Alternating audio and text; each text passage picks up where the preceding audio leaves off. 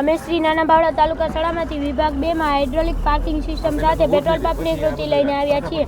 મારું નામ છે સુમણિયા દેવીસંગ હરિસંગ, ભાવન ધોરણ 8 માં અભ્યાસ કરું છું। મારું નામ છે સુમણિયા મયુરસિંહ પુનાવા। પ્રોજેક્ટ બનાવવાની રીત: સૌપ્રથમ લાકડાની પ્લાયવુડમાંથી બહુમાળી બિલ્ડિંગ બનાવી, જેમાં દરેક માળ આગળ એક કાર જઈ શકે તેવી રસ્તાની વ્યવસ્થા રાખી અને બિલ્ડિંગની બંને બાજુ અલગ અલગ ભાગ બનાવી અને લિફ્ટ ગોઠવી। આગળની માહિતી મારો સાથી મિત્ર આપશે।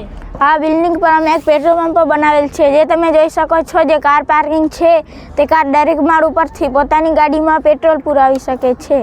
આગળની માહિતી મારો સાથી મિત્ર આપશે। અત્યારે તમે વિચારશો કે આપણને મકાન બનાવવા તો જગ્યા મળી જાય છે, પણ આપણું સાધન સલામત મૂકવા જગ્યા મળતી નથી। આગળની માહિતી મારો સાથી મિત્ર આપશે। આ પાર્કિંગ વ્યવસ્થાથી આપણે પાર્કિંગ માટેની જગ્યાનું સમાધાન સારી રીતે રહી જાય છે અને આપણું સાધન ચોરી થવાથી પણ બચાવી શકાય છે। આપણે જાણીએ છીએ કે નોકરી અને ધંધાવાળા માણસો સવારે સમયસર ઉઠીને કેટલી દોડધામ કરે નોકરી ધંધા પહોંચવા, અને તેમાં પણ પાછા પેટ્રોલ પંપ પર પુરાવા ઊભા રહે તો ત્યાં લાંબી મોટી લાઈન હોય છે અને તેમનો સમય સચવાતો નથી।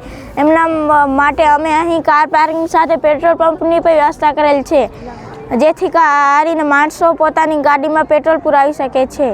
હાલજો અમે અહીંયા સોલાર પ્લેટ પણ લગાવેલ છે, જેથી કરીને વીજળી પણ બચાવી શકાય છે અને વીજળી બચાવી શકાય છે। અને આગળની માહિતી મારો સાથી મિત્ર આપશે।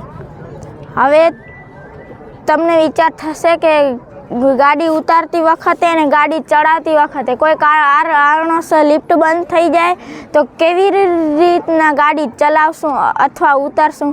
એમના માટે અમે અહીં પાછળના ભાગમાં ઢાળવાળા રોડની વ્યવસ્થા કરેલ છે, જે તમે જોઈ શકો છો।